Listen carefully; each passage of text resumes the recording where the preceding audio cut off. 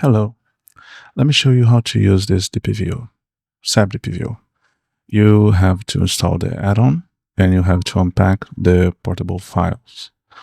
And after installing the add-on and unpacking the files, you have to select the Python folder on this first path. In this case, for example, I have portable and the Python. Accept that and point to the DPVO folder that you should have when you unpack the har file, and set to this folder. And here you select the video that you want to track the camera. For example, I'm going to start with this one. And the best is for you to calibrate if you're going to use a new camera. If you use the previous camera and already calibrated, you should have a calib file. You could select it. It will hold the last one that you calibrated. If you use a new camera or a new orientation, it's best for you to calibrate. So just press this button, and running it first time, it should take a while to run because I think it needs to download some files. And when it's done, you're going to see something like this. Just press something to continue or close the window. And now you have the calibrated your video, a frame. In this case, it's the frame 100 from that video is going to be calibrated. And now you can go to running the process. The main things that I'd like to tell you is, for example, you can detect to run it for each 2 frames. So you select here the stride, the default is 2. You can put a bigger amount if you don't need that detail. These things I'm still studying, and I'll try to make some explanation. For now, I can't. Basically, these comments here are related to, for example, you are gonna go to shoot a place and you're gonna go around and return to that place. It's something like this. So using this loop closure command, it tries to make the scale of the placements to match. So you can go from the start to the end like you're doing a loop. That's what I understood. Might be a little bit wrong. Here you have the option to select a name. You can leave the same name or choose a new one. Interesting to have different names because you can have many process here done. So if you want to keep an old one, you just put a different name. By default, it exports a PLI to show the result here in Blender. You can select the output to use on CalMap. It's gonna create a folder with those files with the same name of the output. And you can also create a plot showing how it was the movement from the camera. I'm gonna select here to show the example. And you can just run the DPVO and it's gonna pop up a new window. You just have to wait for it to finish. Now that it's finished, you can see where it created the files. You have the PLI, PKL, and PDF. You can close this window. To see those files created, you can go to the portable folder of the DPVO. Inside you have an output folder. And there you'll find, for example, I have the PDF showing how was the movement of that camera. And it's something messy like this. Might be useful for something. And to load the result in Blender, let me erase everything here. And I have to select the result one, that was the outputted, and choose load selected.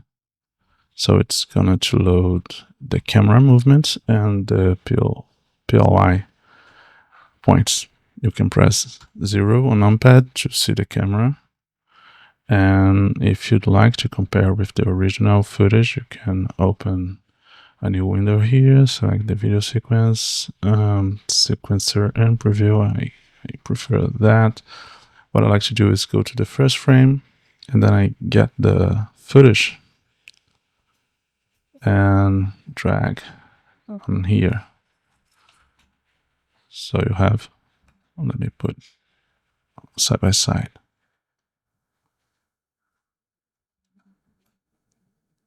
And you can compare the results. Well, that's one test. Let me get a new window. Okay, let me erase everything. Let me show another different scenario. Let me hide this. Okay, so I have already selected the Python. It's saved on the preferences, so you don't have to put all the time the Python in the DPVO path. You just have to select the media file. And I want to test this one. Let me show how it is the video, because I have some explanations to do. Just a moment, and let me drag here. And okay, what is the problem with this video? Well, I took some time to find a solution. The problem that I was having is that the footage was moving very slow, so it was causing some problems on the detection. I'm going to show you. You remember that the previous process that we ran was on a different aspect, certainly a different camera. So it's nice and interesting to calibrate this since it changed a lot. So let's calibrate it. Just take a little bit. And done. Okay, now we can go, I'll go straight to the run DPVO. Let me save the plot too. And I'm gonna use a real name. I'm run. Okay, let's see the result. Let me load the result. It's this one, load selected. Let me see the camera view. And yeah, let me show the camera. And if you go to see here, you notice, let me run it again, but with a different stride, like 5 to be easier to see.